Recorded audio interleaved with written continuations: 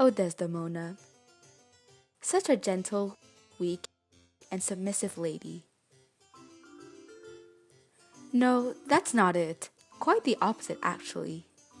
Allow us to start from the beginning. Desdemona, born in the 16th century in Venice, Italy, daughter of Senator Brabantio. The lady was a spoiled issue, being the only daughter of the family. Due to the fact that the lady's father was an upperclassman, she was allowed an education. Although she could not went to a school since the lady is a female, so she was half taught by a private tutor instead. The lady hath learned many subjects such as Latin, philosophy, and law, and other things including table manners, her place in society, housewifely duties, dance, and music. During that time, infant mortality was high, so children of families was cherished. And so, Desdemona was given all kinds of toys to play with, such as dolls, toy soldiers, and hobby horses. The lady was raised to respect and obey her parents. As a wealthy issue, she was taught valorous manners and was severely punished for any kind of lacking valor behavior. Religion was to eke a big part of the lady's life, as she had to went to church every Sunday. Desdemona hath grown up not having many friends. The lady was so carefree and oblivious to her surroundings that her father was worried the lady would get into trouble one day. Hence, the lady had lived in a strict and overprotective household. During this era, Thee was considered only an issue or an adult. As the lady reached her teenager ages, she started being a bit more free-spirited. The lady did not disobey her father, but she did not necessarily follow with society's norms and expectations either. The lady's bold personality was not able to handle any criticism towards women especially. Once the lady started growing up and maturing, the lady started being trained by her mother to become a proper housewife and a mother herself. The lady was required to attend multiple parties, perks of being part of the nobility.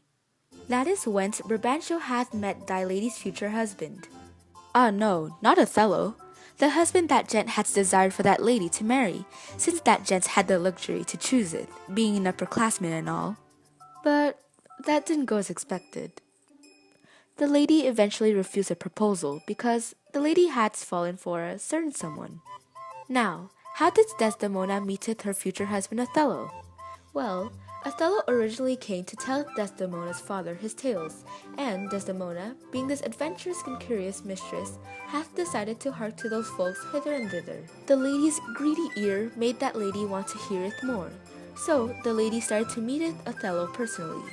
Eventually, the lady became interested in that gent and hath used the greatest pickup line ever, saying, "It be true that gent know anyone who can telleth her stories like that, to ask the folk to woo her." The relationship progressed apace, but remained a secret. The lady had a quiet marriage ceremony with Othello on a ship, just the two of those folk. Alas, the lady's father hath found out about this forbidden love and wanted to condemn the general for it, as that gent bethought this was the result of the Moor's trickery and witchcraft. Desdemona, who her father only bethought of as his property, demonstrated her conviction and authority through her speech, which made it Brabantio reluctantly accept this marriage. However, the gent hath kicked the bucket anon, out of grief of losing his daughter to Othello.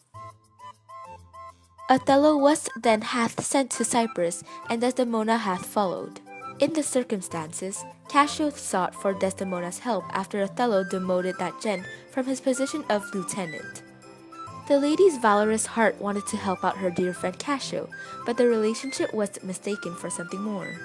Additionally, Iago's manipulative plan caused Othello to accuse the lady of adultery. Sadly, the lady hath met death in her 20s, suffocated by Othello's hands, but will be recalled as a faithful and loyal wife with a bold and independent personality.